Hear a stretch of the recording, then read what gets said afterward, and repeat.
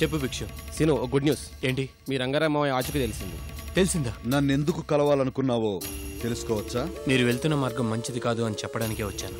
అని చెప్పడానికి అసలు నువ్వెవరు? ఇదే ఇందుకే కాస్త చదువుకోండిరా లోకజ్ఞానం వస్తుంది అని చెప్పేది. అరవకు, బుర్ర తక్కువ. ఒకే ఒక క్యాసెట్ నా దగ్గర పెట్టుకుని దాన్ని పట్టుకుని ఊపుకుంటూ తిరగడానికి నేనేమన్నా పరమహంసను అనుకున్నావా? జగన్నాథరావు.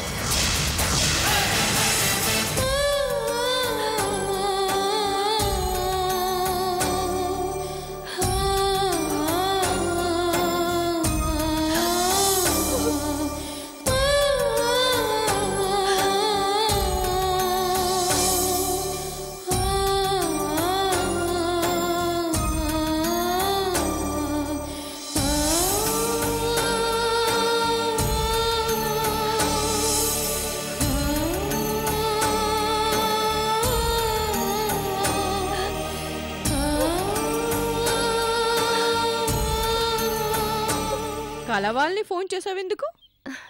పూజ, అరవింద్ కేసు హియరింగ్ రేపే. అయితే నాకేంటి? ఈ దేశంలో ఉన్న వందలాది కోట్లలో రోజుకి లక్షలాది కేసులు విచారణకు వస్తూనే ఉంటాయి, తీర్పులు చెప్పబడుతూనే ఉంటాయి. అయితే నాకేంటట? నీకేంటా? నువ్వే కదా రేపు కోర్టుకొచ్చి సాక్ష్యం చెప్తాను అన్నావు. నాకు మాట కూడా ఇచ్చావు, మర్చిపోయావా? మై డియర్ వదిన గారు, నిన్నటిని మర్చిపోతేనే రేపు హాయిగా బతకగలం. అంటే అంటే ఇన్నాళ్ళు నువ్వు కన్నీళ్లు పెట్టుకుని ఏడ్చింది? చా కన్నీళ్లు కావవి, యాక్షన్. నమ్మలేకపోతున్నావు కదూ? ఈ పూజ యాక్షన్ ఆస్కార్ లెవెల్లో ఉంటుంది.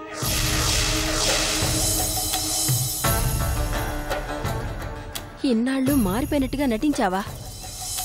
కాక నిజంగానే మారిపోయాననుకున్నావా సంధ్య రాణి? ఏంటి షాక్ అయ్యావా? ఇది పూజాదేవి ఒరిజినల్ క్యారెక్టర్. తల వంచడం, కన్నీళ్లు పెట్టి కరిగిపోయేలా మాట్లాడడం, అన్ని పార్ట్ ఆఫ్ ది గేమ్. ఎందుకు ఇదంతా? Very good question.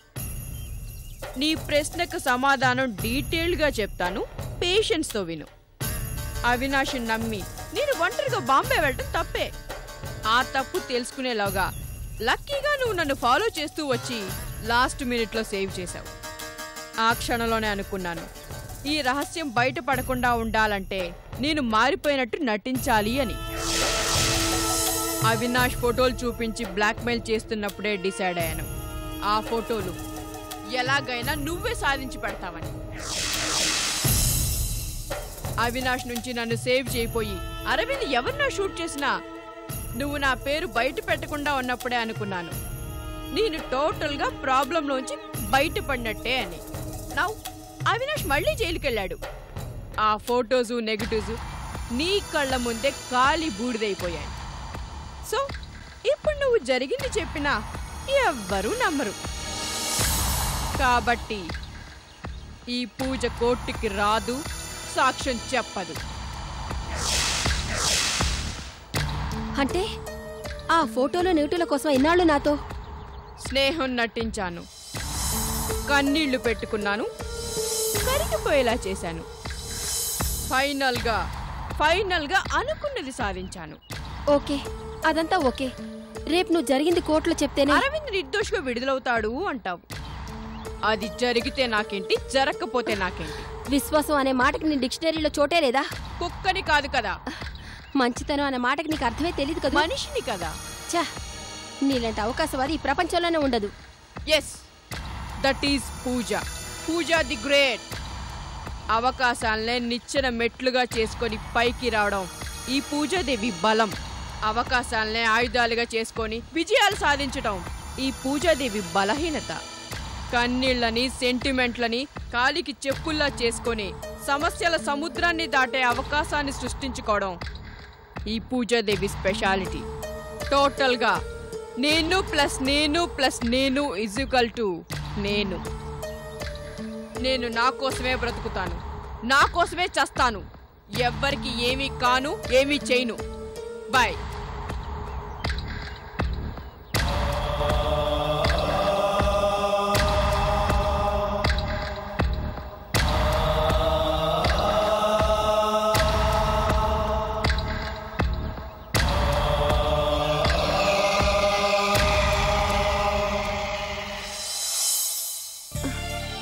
పూజ ఇలా మారిపోతుందని నేను అనుకోనే లేదు. జరిగిన దాన్ని బట్టి అర్థమవుతుంది ఆ పూజాదేవి క్యారెక్టర్ ఏంటో.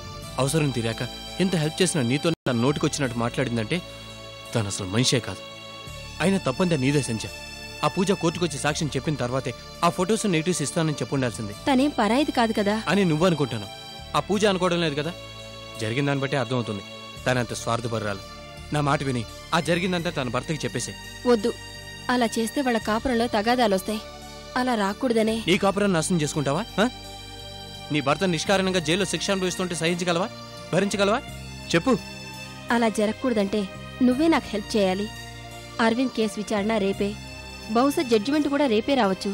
అంటే ఈలోగా పరమహంస ఆడించిన నాటకాన్ని బయట పెట్టాలి. ఎస్, చట్టం దృష్టిలో చచ్చిపోయాడనుకునే రమణ బతికే ఉన్నాడని కోర్టులో మనం నిరూపించాలి. ఆ ఇన్స్పెక్టర్ పోస్ట్ మార్టం చేసిన డాక్టర్ పరమహంసతో చేతులు కలిపి కుట్రలో భాగం పంచుకున్నారని కుండ బద్దలు కొట్టినట్టుగా అసలు నిజాన్ని కోర్టులో మనం బహిర్గతం చేయాలి. ఇదంతా జరగాలంటే ముందు రమణ ఎక్కడున్నాడో కనిపెట్టాలి. ఎలా? మనకుంది 24 hours టైమే కదా. చాలు, ఈ మాత్రం టైం చాలు. యూ డోంట్ వరీ సంధ్య. ఆ రమణ్ణి కనబడ్డాడు అంటే వాడు ఖచ్చితంగా ఈ సిటీలోనే ఉండుండాలి. ఆ పరమహంస వాడిని ఎక్కడ దాచినా 24 hours వాడిని కనిపెడతాను. కోర్టుకు రప్పించి సాక్ష్యం చెప్పిస్తాను. వాళ్ళ కుట్రను బద్దలు కొట్టి అరవింద్ని నిర్దోషిగా నిరూపిస్తాను.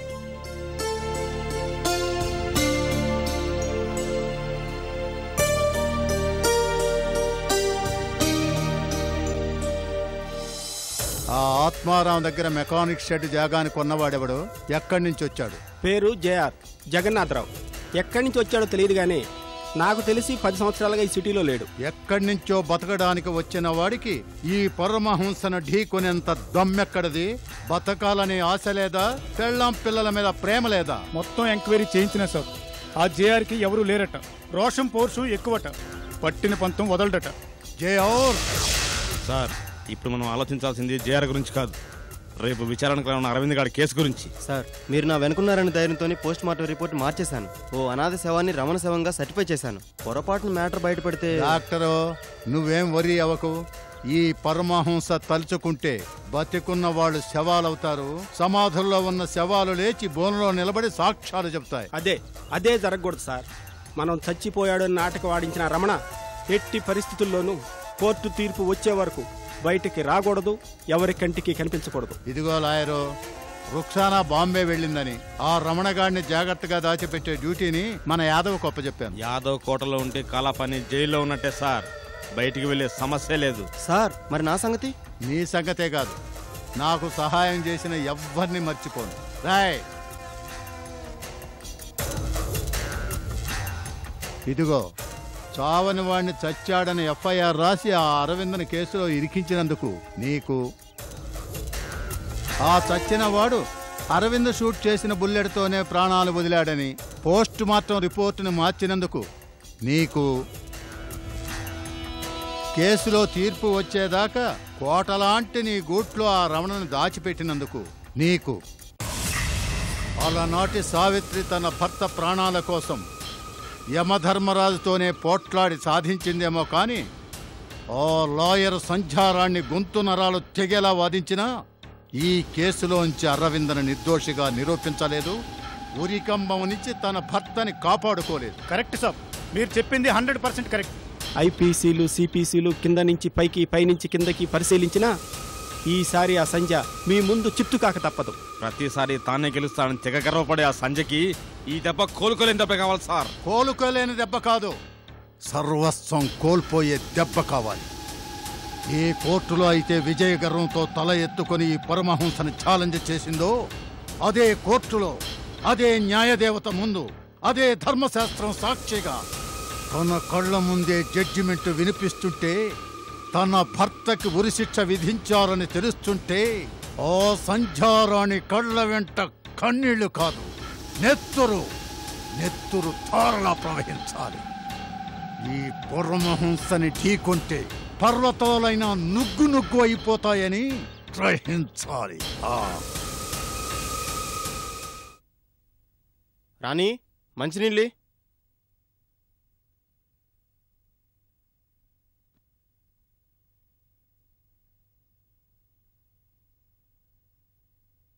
ఏంటి కంగారుగా ఉన్నావు? ఏమీ లేదండి.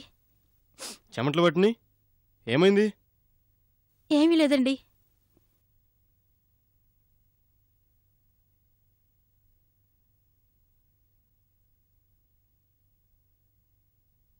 పరమహంస గారితో చేతులు కలిపితే ఎంత లాభమో చూసావా? 50,000. చిన్న పని, ఓ పోస్ట్ మార్టం రిపోర్ట్ మారిస్తే.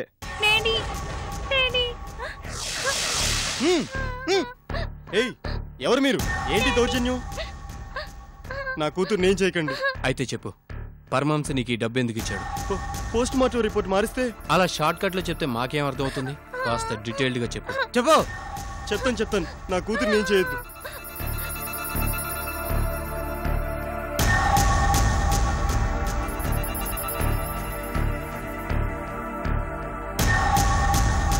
అంతే, ఆ రమణ బతుకున్న వాడిని చచ్చిపోయినట్టు ఎవరో అనాథ శవాన్ని తీసుకొచ్చి పోస్ట్ మార్టం చేసి. రమణ ఎక్కడ ఉన్నాడు? నాకు తెలీదు. ఓకే, ఇప్పుడు నువ్వు నాకు చెప్పిందంతా రేపు కోర్టులో చెప్పాలి. చెప్పకపోతే వద్దు, చెప్తాను. నా కూతురు నేను చేయొద్దు. ఏం చెయ్యం, సేఫ్ గా మా దగ్గరే ఉంచుకుంటాం. అర్థమైంది కదా? రేపు కోర్టులో నువ్వు సాక్ష్యం చెప్పిన తర్వాతే నీ కూతురు నీకు దక్కుతుంది. భిక్షు పదా. పాప, అమ్మ జ్యోతి, అమ్మ జ్యోతి. రోజు తాగి తిని ఒక రూమ్లో పడుండమంటే ఒళ్ళు కొవ్వెక్కిందా రమణగాడికి? నీకే చెప్పకుండా మస్కా కొట్టి బయటికి పెడతాడా? తన వల్లే మీరు కేసు గెలవబోతున్నారని, తను ఏం చేసినా చెల్లిపోతుందని ఒకరు వాడికి. అవును సార్, అలాంటి వాడితో ఎప్పుడైనా డేంజరే. ఈ కేసులో ఆ రమణగాడేరా మన ట్రంప్ కార్డు. ఆట మధ్యలో ట్రంప్ కార్డును పడేస్తే షో ఎలా చెప్తాం? అంటే షో చెప్పేశాక ఎంత మంచి కార్డులైనా కింద పడేయాల్సిందే. ఆట ముగిశాక అవసరం లేని ఆటగాడికి టాటా చెప్పాల్సిందే. సార్, అరవింద్ గారి కేసు వాయిదా రేపే. అన్ని ఏర్పాట్లు చేశాను. ఇక మిగిలింది final argument, final judgement. Victory party రేపు రాత్రికి. అన్ని ఏర్పాట్లు నువ్వే దగ్గరుండి చూసుకోవాలి. Good night. Good night. ఉంటాను సార్.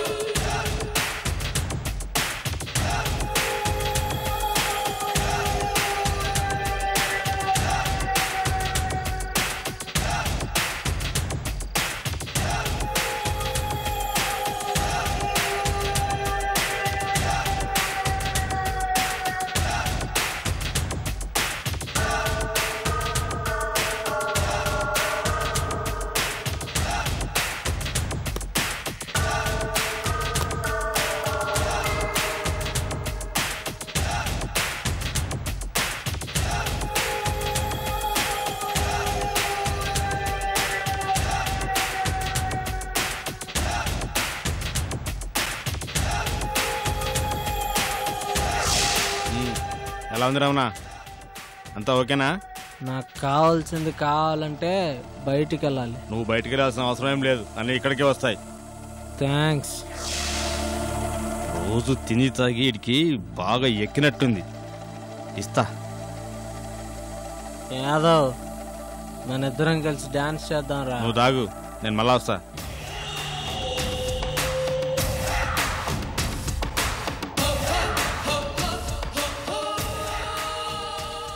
పరమహంస గారు చెప్పింది గుర్తుందిగా? వీడితో పని రేపటి వరకే. అటు కోర్టులో అరవింద్ గారికి శిక్ష పడగానే వీడి పని ఖతం.